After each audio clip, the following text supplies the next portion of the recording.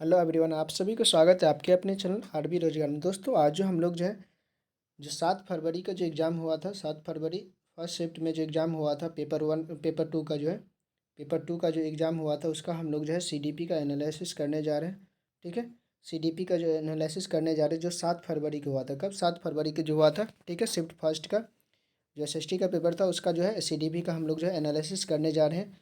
तो अभी तक चैनल को जो लोग सब्सक्राइब नहीं किए, चैनल को सब्सक्राइब कर लेंगे, बेल आइकन को ऑन कर लेंगे। ठीक है, और अपना स्कोर मिला लेंगे जो किसको कितना सही हुआ। ठीक है, तो चलिए हम लोग सीडीपी का पेपर एनालिसिस करने जा रहे हैं। तो पहला का चलिए मिलाते हैं यहाँ से। पहला का कौन सा आंसर सही हो जाएगा। पहला का कौन सा हो जाएगा, यहाँ दिया गया है कि अधिगम में यानी अधिगम के निर्देशित खोज आधारित उपागम में। ठीक है, इसका कौन सा आंसर सही हो जाएगा। तो पहला का हो जाएगा ऑप्शन चौथा। ठीक है, क्या हो जाएगा? ऑप्शन चौथा। ठीक है, इसका हो जाएगा ऑप्शन चौथा। ठीक है, आधारित अधिगम क्या होता है कि शिक्षार्थियों को स्वयं के लिए ज्ञान की रचना करने का अवसर दिया जाए। ठीक है, ये हो जाएगा ऑप्शन चौथा। ठीक है, इसके बाद हम लोग अगले क्वेश्चन की ओर बढ़ते हैं। दूसरा में दिया गया है, इसमें से यहाँ निगेटिव पूछा गया। ठीक है, निगेटिव पूछा गया, क्या दिया गया है कि रणनीतियों यानी कौन सी रणनीति बच्चों में वैचारिक समझ विकसित करने में प्रभावी नहीं होता है। ठीक है, नहीं होता। ठीक है, निगेटिव पूछा गया, तो ये हो जाएगा ऑप्शन पहला। ठीक है, यानी विद्यार्थियों से परिभाषा को ज्यों का त्यों करने के लिए कहना, ज्यों का त्यों याद करने के लिए कहना, जब ही रटंत यानी याद पर दिया जाएगा, यानी रोट लर्निंग पर जो दिया जाएगा, स्मृति पर, रोट लर्निंग पर दिया जाएगा, तो क्या हो जाएगा? निगेटिव हो जाएगा। ठीक है, तो ऑप्शन क्या हो जाएगा? ऑप्शन पहला। ठीक है, तो दूसरा क्या हो जाएगा? ऑप्शन पहला। इसके बाद तीसरा में दिया गया है कि एक सक्रिय माध्यमिक विद्यालय, ठीक है, कक्षा किसके सैद्धांतिक सिद्धांतों पर स्थापित की जानी चाहिए। तो तीसरा नंबर क्वेश्चन का आंसर हो जाएगा ऑप्शन चौथा, यानी सामाजिक रचनावाद पर। किस पर? तो सामाजिक रचनावाद पर होना चाहिए। ठीक है, किस पर होना चाहिए? तो सामाजिक रचनावाद पर होना चाहिए। ठीक है, इसके बाद चौथा में दिया गया है कि अभिकथन ए में दिया गया, समानुभूति समानुभूति यह समझने की योग्यता पर निर्भर करती है कि दूसरों की भावनाएं और उनकी भावनाओं के अनुमान के लिए। ठीक है, और इसके बाद दिया गया कारण में दिया गया, भावनाएं और संज्ञान एक दूसरे से संबंधित नहीं है। यहाँ पर निगेटिव, संबंधित नहीं, ये गलत हो जाएगा। ठीक है, यानी ए सही है, ये सही है, ए सही और आर गलत है, तो ऑप्शन चौथा सही हो जाएगा। ठीक है, ए सही आर गलत किस में? ऑप्शन चौथा में। ठीक है, तो ऑप्शन चौथा सही हो जाएगा। इसके बाद पाँचवा में दिया गया है कि एक माध्यमिक स्कूल एक माध्यमिक स्कूल शिक्षक छात्रों को रणनीतिक स्वप्रेरित शिक्षार्थी बनाने में किस प्रकार सक्षम बना सकते हैं। तो पाँचवा नंबर क्वेश्चन का आंसर कौन सा सही हो जाएगा। तो पाँचवा का हो जाएगा ऑप्शन दूसरा, यानी छात्रों को अधिक संज्ञानात्मक ज्ञान और कौशल विकसित करने के लिए क्या करना चाहिए? प्रोत्साहित करना चाहिए, तो ऑप्शन दूसरा सही हो जाएगा। ठीक है, इसके बाद अगला क्वेश्चन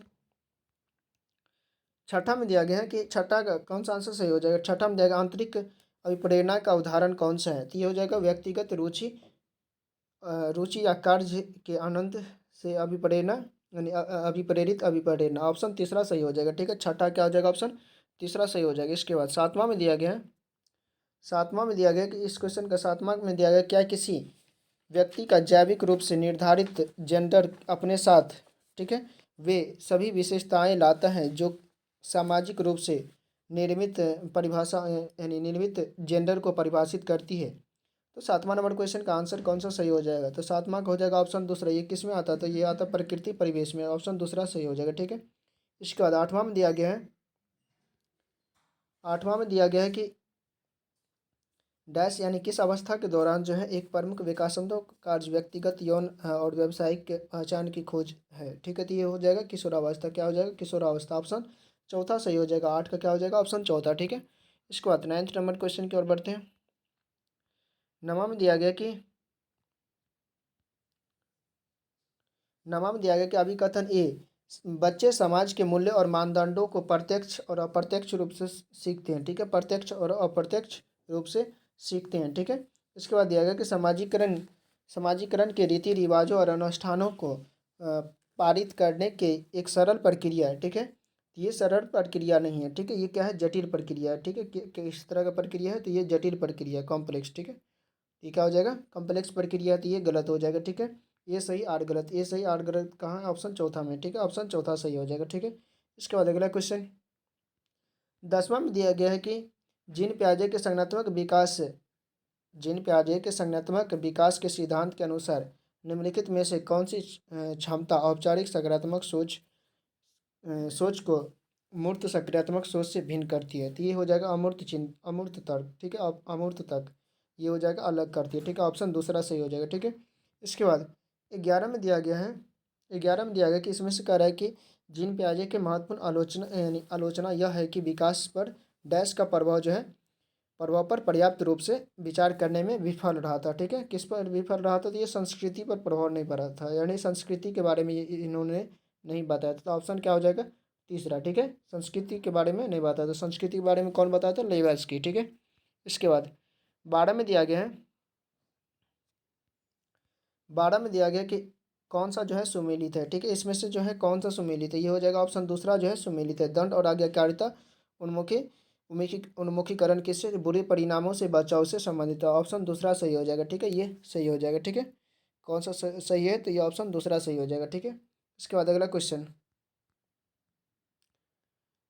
इसके बाद 13 में दिया गया है कि 13 में दिया गया कि जीन पियाजे और लेविन्स्की के दृष्टिकोण में मान्यता समान कौन सा समान है? तो ये हो जाएगा बच्चे अर्थ निर्माण की एक प्रक्रिया शामिल होते हैं। बच्चे में क्या होती है?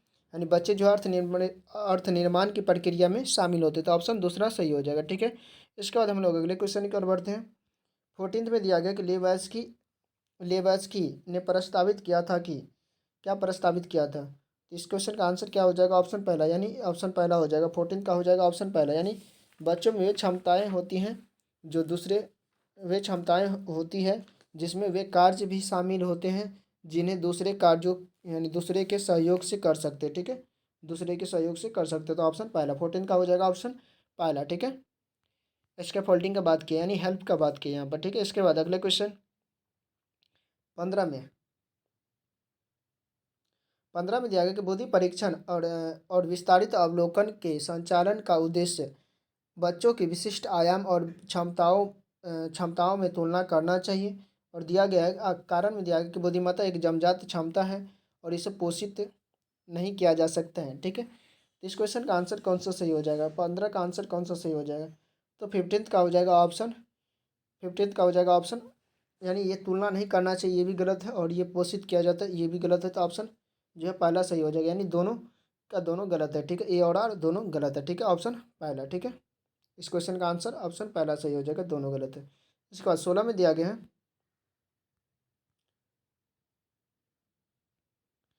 16 में दिया गया कि एक शिक्षिका जो अपने माध्यमिक स्कूल की कक्षा में समेत यानी सचेत रूप से सभी जेंडर के वैज्ञानिकों के उदाहरण लेती है, कोशिश कर रही कि वे सभी जेंडर के वैज्ञानिकों के उदाहरण लेती थी। इसका मतलब क्या? जेंडर रूढ़ियों को तोड़ रहा है। तो ऑप्शन दूसरा सही हो जाएगा, क्या हो जाएगा? 16 का ऑप्शन दूसरा सही हो जाएगा। इसके बाद हम लोग 17 नंबर क्वेश्चन की ओर बढ़ते हैं। 17 में क्या दिया गया है? 17 में दिया गया है कि 17 में दिया गया कि सभी लड़कियां यानी सभी लड़कियां ईमानदारी यानी मेहनती और ईमानदार होती है, ठीक है। जबकि लड़के बुद्धिमान और रौबदार होते हैं, ठीक है। इसके बाद कारण में दिया गया कि दो विशिष्ट जैविक मस्तिष्क से लड़कियों और लड़कों में शारीरिक और संज्ञानात्मक कौशल के साथ साथ व्यक्तित्व स्वभाव में सभी मतभेदों का उत्पादन करते हैं। तो 17 नंबर क्वेश्चन का आंसर कौन सा सही हो जाएगा? तो 17 का हो जाएगा ऑप्शन जो है पहला सही हो जाएगा, यानी दोनों का दोनों क्या है? गलत है। ऑप्शन पहला सही हो जाएगा, ठीक है। ये दोनों क्या हो जाएगा? गलत हो जाएगा, ठीक है। इसके बाद अगला क्वेश्चन 18 में 18 में दिया गया है कि विद्यार्थियों के सीखने की प्राथमिकता में व्यक्तिगत भिन्नताओं को किस रूप में देखा जाता है? ये देखा जाता है विविधता का समानीकरण यानी समान चित्रण में। ऑप्शन पहला सही हो जाएगा, ठीक है। इसके बाद 19 में 19 में दिया गया कि वह आकलन जो किसी विद्यार्थी के प्राप्त अंकों को अन्य विद्यार्थी के औसत प्रदर्शन से तुलना किया जाता है, ठीक है। वो क्या कहलाता है? ये मानक संदर्भित कहा जाता है, ठीक है। स्टैंडर्डाइजेशन, ठीक है। मानक संदर्भित ऑप्शन चौथा सही हो जाएगा, ठीक है। इसके बाद अगला क्वेश्चन 20 में दिया गया है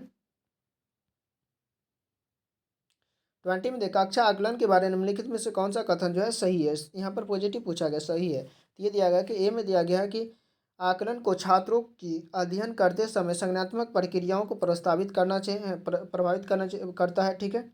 इसके बाद आकलन को अपने आप में सीखने का अनुभव के रूप में करना चाहिए, ये भी सही है। तो ये हो जाएगा पहला, और दूसरा सही हो जाएगा। ये बात बाकी ये गलत है, तनाव पैदा करते, ये गलत हो जाएगा। तो ऑप्शन क्या हो जाएगा? ऑप्शन तीसरा। ठीक है, बेस्ट का ऑप्शन तीसरा सही हो जाएगा। इसके बाद 21 में दिया गया है, 21 में दिया गया है कि निम्नलिखित में से कौन सा प्रश्न जो है विद्यार्थियों के उच्च स्तरीय आलोचनात्मक और विश्लेषणात्मक चिंतन को बढ़ावा देता है। तो ये ऑप्शन दूसरा जो है ये हो जाएगा, यानी एक ही घटना को दर्शाने वाले दो अखबार के लेखों में निहित मान्यताओं को पहचान करे। ठीक है, तो ये हो जाएगा ऑप्शन दूसरा सही हो जाएगा। ठीक है, ऑप्शन दूसरा। इसके बाद अगला क्वेश्चन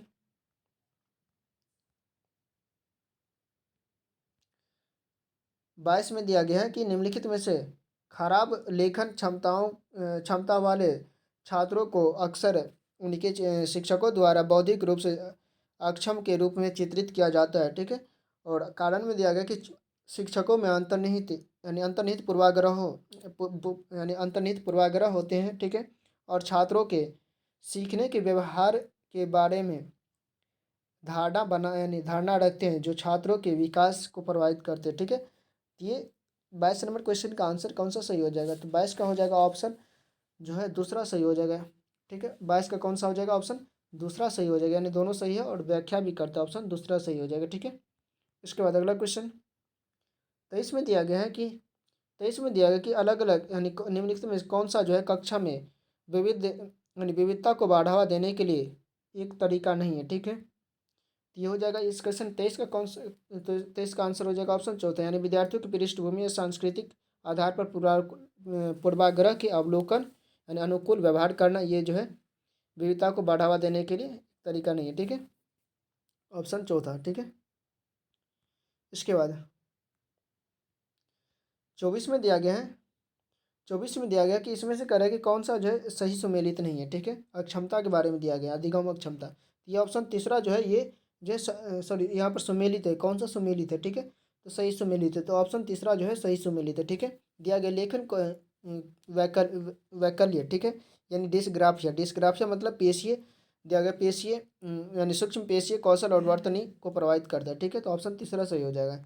इसके बाद 25 में दिया गया है स्वाधीनता के बारे में दिया गया है, यानी स्वाधीनता के बारे में। ठीक है, यानी स्वाधीनता को जूझ यानी स्वाधीनता से जूझ रहे विद्यार्थियों को आसानी होती है। ठीक है, किस चीज़ में आसानी होती है? तो ये हो जाएगा परिचित और पूर्वानु में दिनचर्या पालन करने में, तो ऑप्शन चौथा सही हो जाएगा। ठीक है, ऑप्शन चौथा। इसके बाद अगला क्वेश्चन 26 में दिया गया है प्रतिभाशाली बच्चों के बारे में निम्नलिखित में से कौन सा कथन जो है गलत है?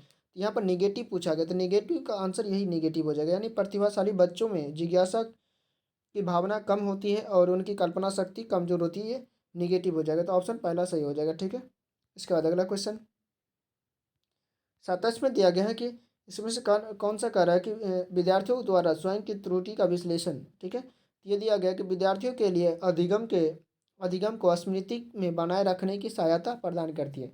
हाँ, अगर कोई भी चीज़ में त्रुटि होता है उसका जो विश्लेषण करते स्वयं से जो विश्लेषण करते हुए क्या करते हैं, स्मृति को ज़्यादा देर तक बनाए रखते हैं, तो ऑप्शन पहला सही हो जाएगा। ठीक है, ऑप्शन पहला 27 का पहला।